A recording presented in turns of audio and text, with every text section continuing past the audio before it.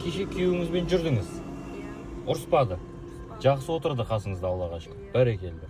Енді одан да алдыңғы сабақ сізбен ол кісі шыққан кезде сәл напрягаться етті ғой, и бұл жолы ұрысқан жоқ. Енді сіз мен айтқан лайфхакты қолданатын болсаңыз, мүлдем ұрыспайтын болады. Есіңізде ғой бағана айтқан лайфхактар, не деп айтасыз күйеуіңізге? Мен айттым. Ты мой лев деп айтамын. Ты мой лев.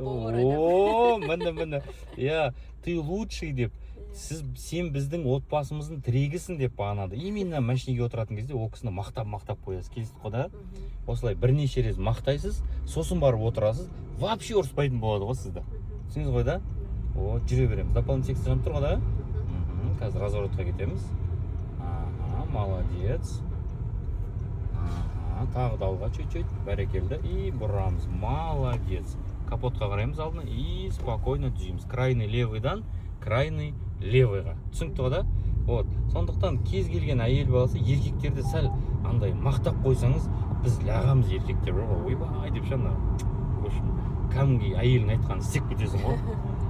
Просто енді как тәжірибесі бар инструктор ретінде ақыл кеңес та бұл сізге ше. Именно вождениеға шығатын кезде, именно ол кісімен жүргізу сабағына өзіңіз шығатын кезде мақтай беріңіз, хорошо? Бол. И сол кезде ол сізді вообще ұрыспайтын болады. И сіз де самостоятельно айдап кетесіз, Құдай қаласа.